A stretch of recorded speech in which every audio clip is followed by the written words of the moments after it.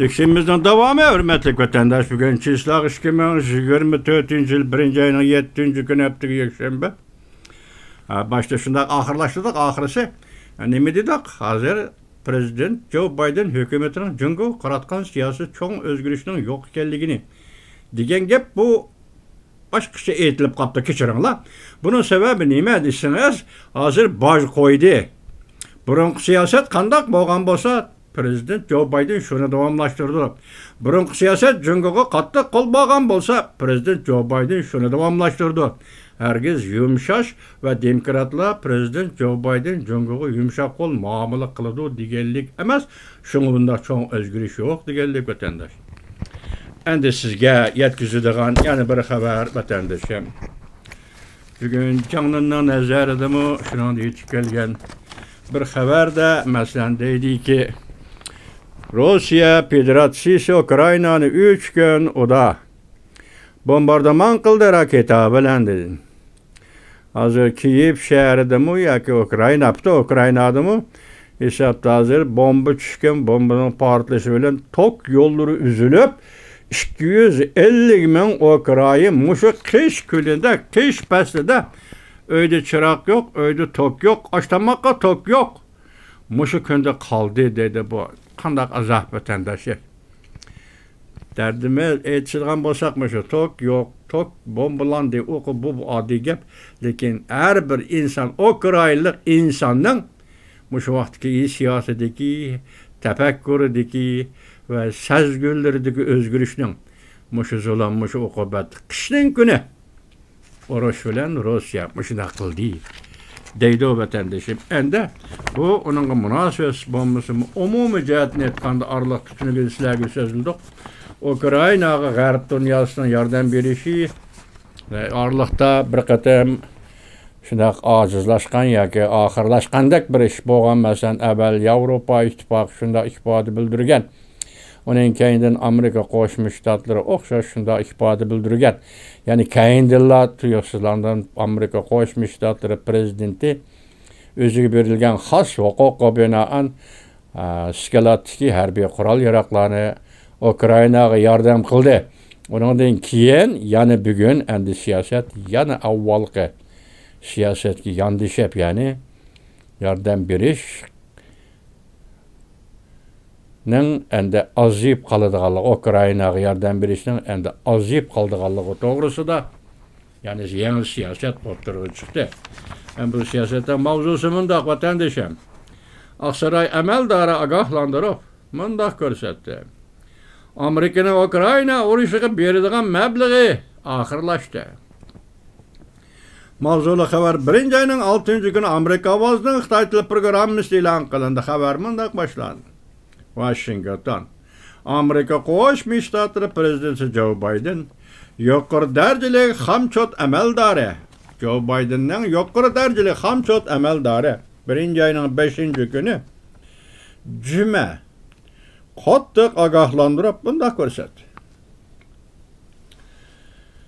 Davlat Majlisi a'zolarining Amerikaning Ukrainaga beradigan yordamini to'liqlaydigan vaqt tezla oxirlashadi. Amerika Davlat Majlisida ko'chmanlar masalasi hamchot bo'yicha elib berilayotgan suhbat qatmanliq tushib qoldi. Hozirgacha birdek fikr hosil qilinmadi. Bu yerda ko'chmanlar masalasi deganda asosli Amerika, Meksika ikki davlat o'rtasidagi chegara va shu yoqdan kirayotgan qochoqlarning Aqsaray boshqaruv va hamchot ishxonasining mudiri Shalanda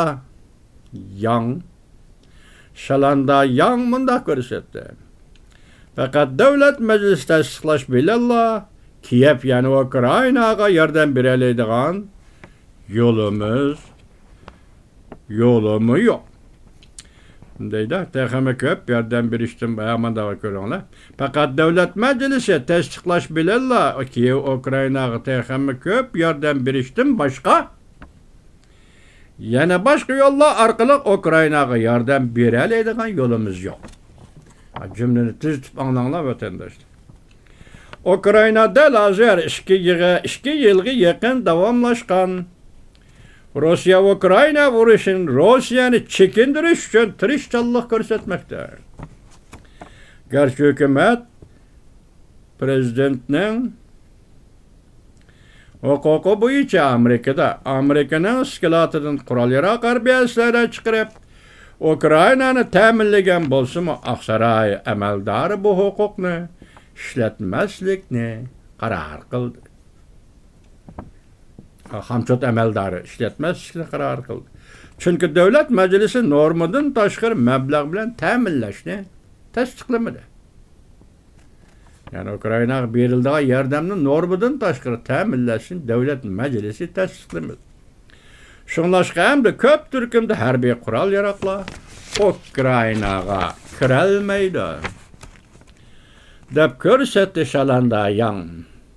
Bu hareket intayin bir karardır dep kuş koydu yan. Amerika ötken ayda Ukrayna'nın 250 milyon dollarlık harbiy yardım bilen teminledi. Şatlanda yan mındak körsetdi. Agar Amerika'nın normadan taşkır yardım bulmaydigan bolsa, Ukrayna Rusya'nın şiddetlik hücumu astida devlet mülazimlerine maaşını berelmeydi ve hükümet normal faaliyet kılalmaydı. Ukrayna başka taraflarda yardımga erişip bazı meblağını kapalatga ega qilib, hükümet faaliyetining asosini yaratishi mumkin. Mesele şu yerdi ki eğer Amerika yardımını toxtatsa, bunda toxtuş dünyanın başka joylarına qandaq signal beriş mümkün. Bu yerda şalanda yanı demekçi bolğany biz Amerika Ukraynaga yardım berişini toxtatdık. Eğer bunda toxtatsak dünyanın başka joylarında Ukraynaga yardım berip atkan devletler bu Amerika ergişip bu yardımını toxtatish mümkün. Belki şundaq signal berilip qalishi mümkündür. Bu ihtimal vatandaş edi. Başka joylarda qandaq signal beriş mümkün. Agar ular Ukraynani qo'llashda Amerikaning ko'krak kirib o'tirg'i chiqmaydiganligini ko'rdigan bo'lsa, ular qandaq qaror qilishi mumkin. Deb ko'rsatdi Shalanda Yan. Rusya Devlet Müdafiə Ministerliği mundaq ko'rsatdi. Bununla munosabatsiz bu qarorga Rusya Devlet Müdafiə Ministerliği mundaq ko'rsatdi. Shanba kuni Rusya havo mudofaa qismlari Krimiya havo bo'shlig'ida Ukraynaning raketalarini to'sib qoldi. Mundaq dedi. Mundaq ko'rsatdi. Havo mudofaa qismlari 1-oyning 4-kuni Krimiya yerim oroli ve Karadeniz'in g'arbiy qismida bir qator hücum qilib Ukraynaning odamsiz aeroplanini urib tushirdi. Ukrayna prezidenti Zelenskiy mundaq va'da berdi. Bu yil Krim yerim oroli ve Rusya'nın chegara rayonlari biz Ukrayna hücum qiladigan nishondir.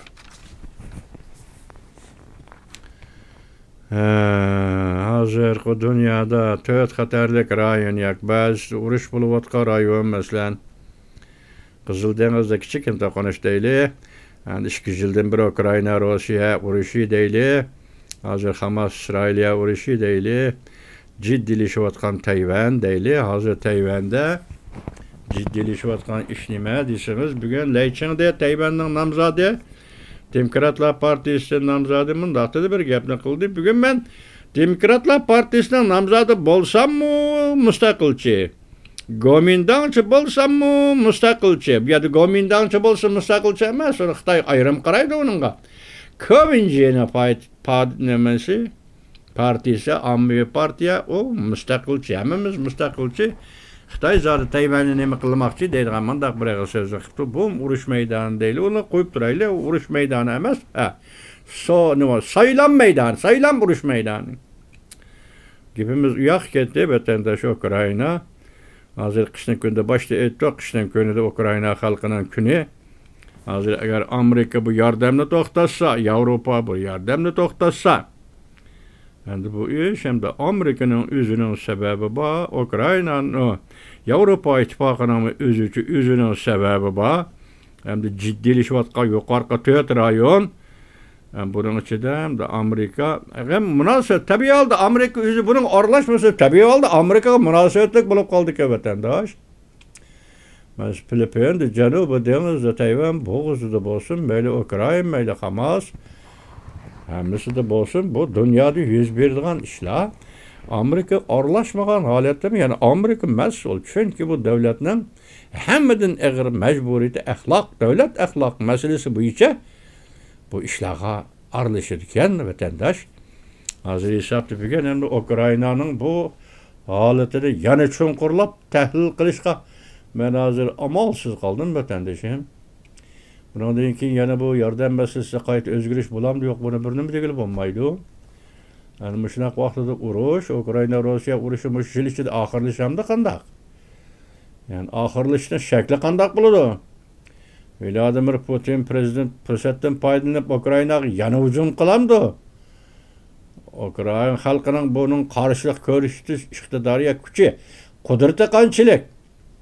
Bu aldığımız bulduğun işler ki vatandaşlıkken ben bugün sizler yetkizgen muş leksiyalarının içinde muş mesele mesela Ukrayna'ya verildiğin yardımını toxtuş meselesi bu hem ciddi hem keskin hem sezgür vaziyet deb aytishga bo'ladi vatandaş.